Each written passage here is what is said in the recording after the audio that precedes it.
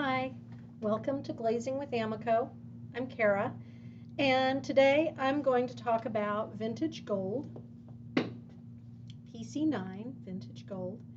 And this is a glaze that gives some absolutely spectacular metallic crystalline results. So I'm going to switch over to the overhead. Hang on a moment. And let's see if I can get nice and close here.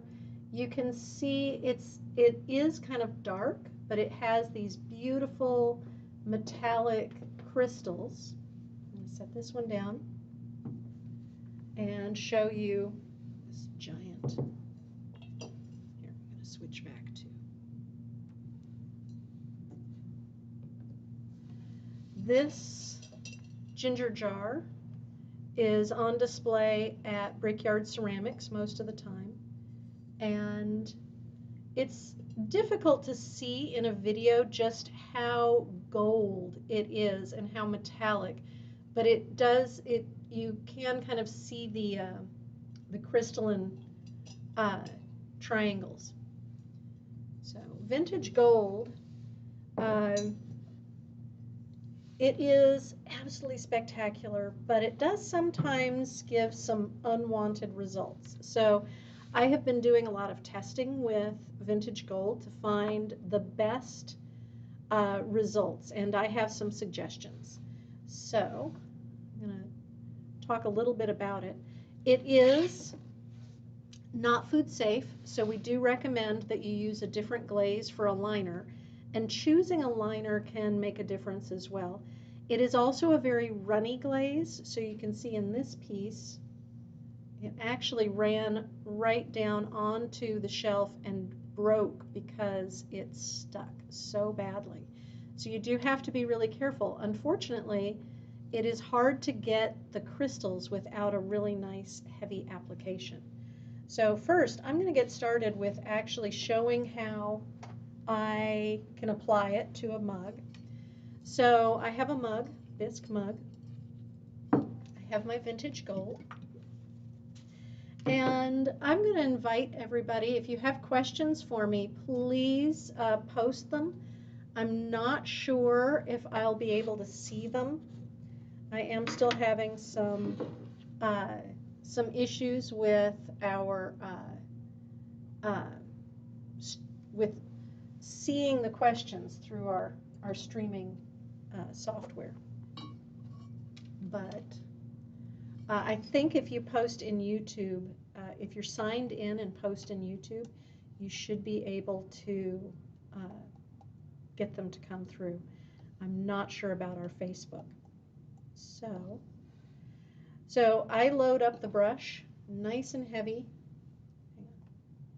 Here we go. Make a nice heavy load on the brush, and I'm going to glaze just up to about ½ an inch below the rim, and that's because being a mug, I don't want my mouth to come into contact with it. Now, food safe, this glaze is lead free.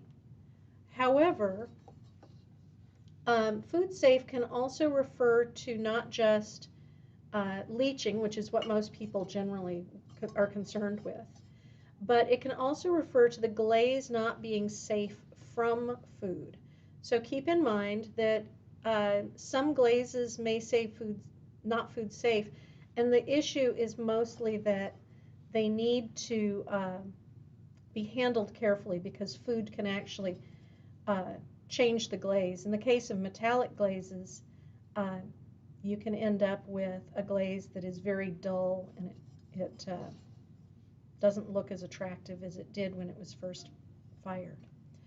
But I'm not worried about like the handle. I'm not worried about the body. Using a non-food safe glaze on the outside of a vessel is not going to make the inside of the vessel not food safe. So that's one nice generous coat, and I'm not going quite all the way down, but I will on the next coat. So I'm going to set that aside, let it dry. Oh, I missed the other side of the handle. There we go. So I'll set that aside. And I wanted to talk about thickness of application. So these are two tiles. One is cone 5, one is cone 6. And, pardon me, check to see my window. And, hang on, you can see it a little bit better. You can see that one coat here at the bottom, next to my thumb, one coat is a little bit translucent and very dark, and you don't see the crystals. In fact, and it's difficult to show these because metallic glazes are very glossy and difficult to view, but there we go, we can see some of those crystals. And 3 coats is really best for this glaze. If you get 2 coats, or if it's very, very dark, you're probably not getting a heavy enough application. The problem is if you get too heavy of an application, you can, 1, end up with running, and 2, you could end up with blisters. The glaze can blister if it's too thick. So some of my testing, move this over to the side a little bit, some of my testing was for firing schedule. So I tried some different firing schedules, and there were some things that I found worked really well.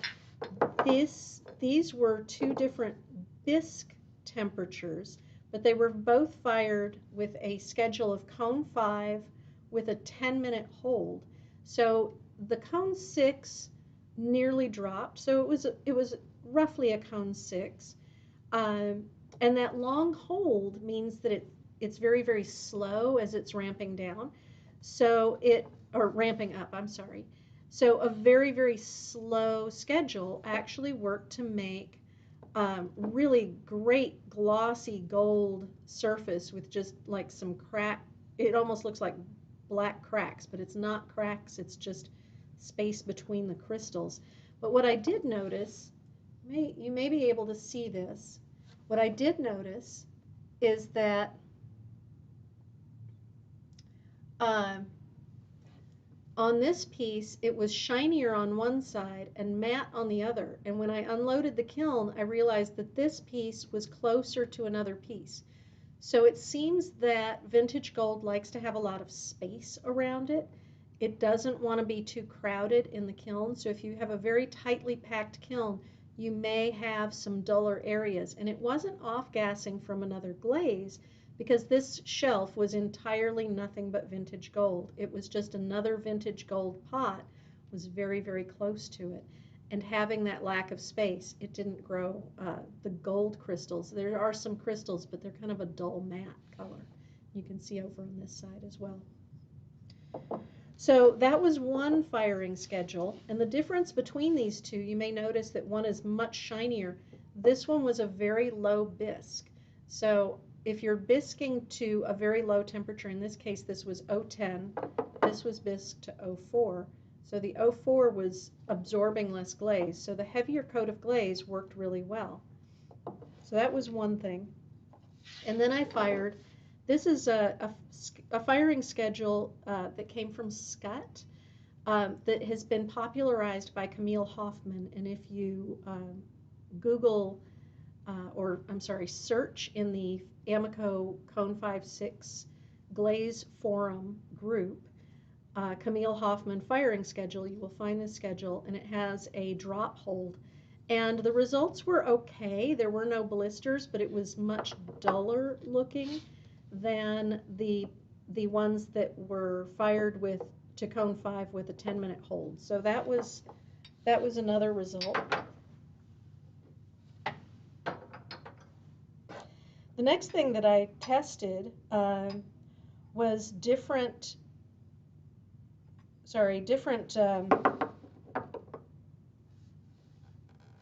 bisque temperatures. So as I said, I did This is a straight cone 5, and you can contrast this with, this is the same bisque temperature, cone 010, but fired to cone 5 with no hold, and this is cone 5 with a 20-minute hold. And you can see that the results with a long hold are much glossier, but the results without the long hold have very striking crystals with halos around them. But then this one was cone 6 bisque, not 06, cone 6. So a very, very high bisque. So there's no off-gassing happening, but it doesn't absorb as much, so you also have a very different sort of result. Interesting, isn't it? So then I tried the same thing at cone 6. So the same cone 010 bisque, I realize this is a lot of complicated things, cone 010 bisque, and this is the cone 6 bisque. So the same things as here, but these were fired to cone 5, these were fired to cone 6. And the cone 6 bisque with the glaze fired to cone 6 was very, very glossy and not very many crystals. It's just an interesting thing. So if you have a different bisque temperature, you may have some different results. So I'm going to set those aside and get to my second coat of glaze. Sorry, I am not seeing questions, but I'm going to check something. Hang on.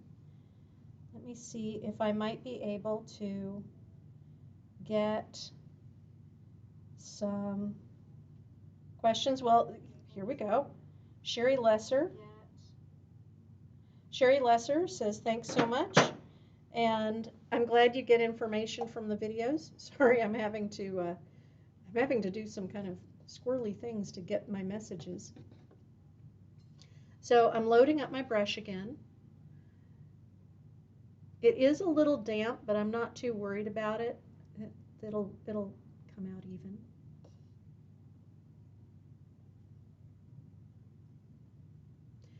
Keep in mind that texture can make a big difference in how your glazes run. So this mug has these vertical lines carved into it, and glazes can definitely use those as little glaze superhighways when you have a runny glaze. So you want to be careful in those areas to not get too much glaze. At the bottoms of handles is another spot where you often have glaze running. So if you're finding that your glaze is running like right at the handle but nowhere else, you might want to try a slightly lighter application near the bottom of your handle to help not have that running. So there's my second coat.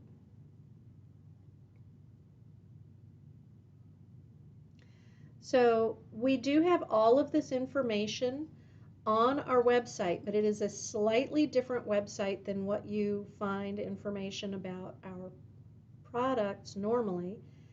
It is at amacobrent.com. AMACOBRENT.com. And Evelyn is saying, wow, so many things can affect the results. Yeah, that's the thing, is this glaze has a lot of variation. And there's more. I found other things that can affect the results. So I'm going to talk about those next. So clay body. Of course, lots of glazes are affected by clay body. So let me, you know what? I am not wearing my apron. Here I am glazing without my apron on. There we go. So, get comfortable here. So different clay bodies I found had different reactions. These were all fired to cone 5. And this is 11M, our usual clay body for most of our samples, and it's what we do most of our testing on, is is 11M. I'm going to switch back to kind of a closer view. So 11M, nice and smooth, really gold. You can see the crystal growth a little bit. It's very, very gold. Nice result. And then this is our 480 clay, so it's a speckled clay, and it had one blister that was healing on the front, one on the back that was healing, but overall did pretty well, looks good, not really any issues. But then I come to Aardvark's Nara 5 porcelain, which is one of my favorite clay bodies, especially with our celadons and our Potter's Choice glazes. If you're looking for a clay that the celadons do not craze on, Aardvark's Nara 5, our celadons fit it perfectly. It's gorgeous. I use it for lots of functional wear. And on one side, it did not. You'll notice it has a big chunk of the cone fell over on it for some reason, but it blistered on one side.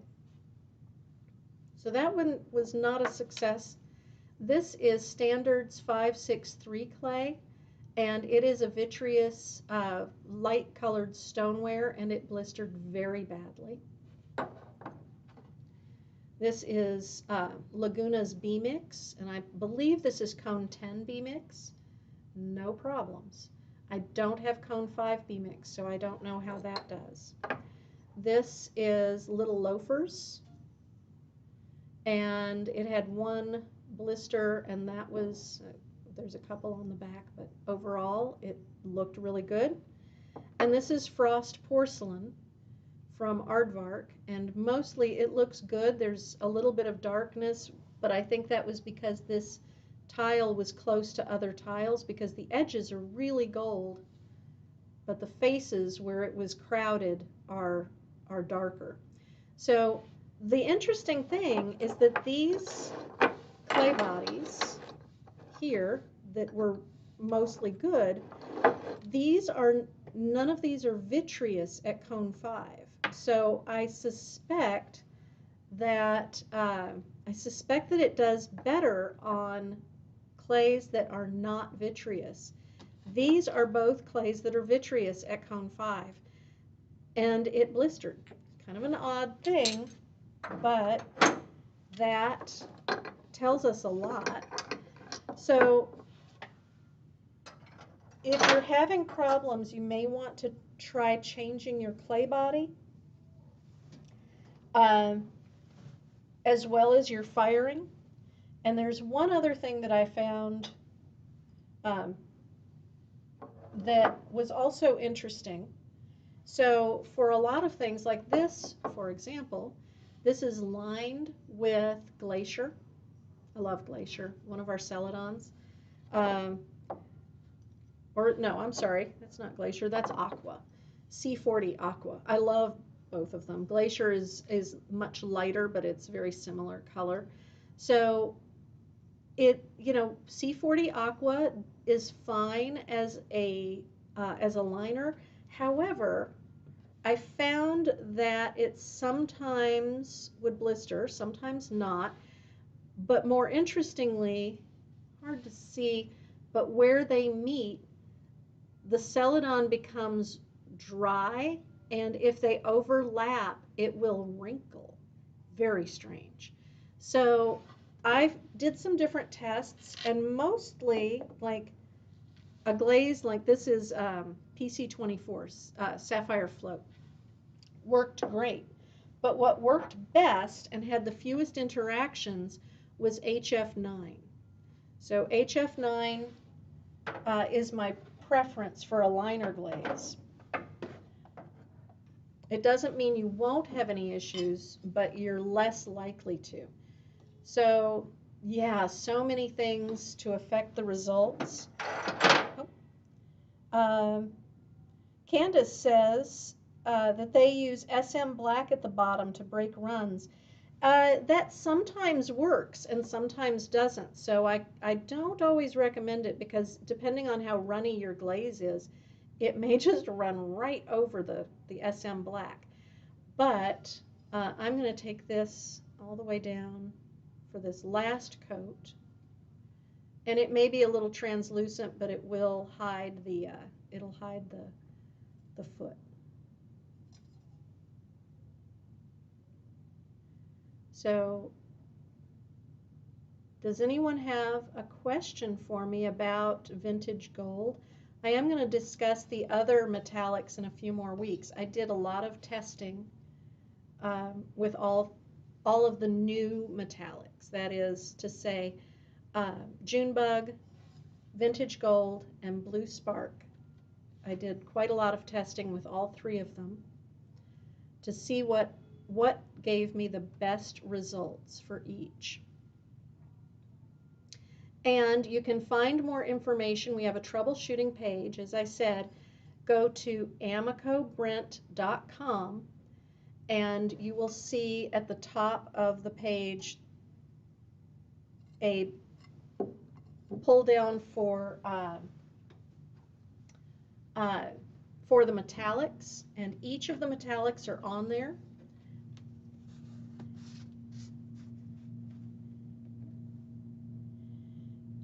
Oh, I'm sorry, Candace. HF9 is zinc-free clear. So it's our standard clear. We recommend it for use with underglazes. And it's very low interaction with other glazes. So that was why I recommended that. It didn't seem to have any issues with the other, with vintage gold. It seemed to work really well. So that's what I'm going to do here is I'm going to use the zinc-free clear on the inside and down to where it just will meet the vintage gold but not overlap it. And then I will fire this to cone 5 with a 20-minute hold. So the cone 6 will bend. It will be a cone 6 firing. When you have any kind of long hold like that, the heat work does increase. So it'll be a cone 6, but the schedule will be cone 5 with a 20-minute hold. And I should get some really nice results, and I will show you all in 2 weeks when I come back. Let's see, do we have more questions? If you do have more questions, I will be answering things offline, and I really appreciate everybody coming and checking this out with me. Like I said, vintage gold, it's just a spectacular glaze. It is very particular, so it does help to try out some different things, and you might have to fire it a little bit differently, maybe apply it a little bit differently, but when it is done with the right kind of care, it is just gorgeous. So thanks so much. I appreciate you all being here, and I'll see you in 2 weeks.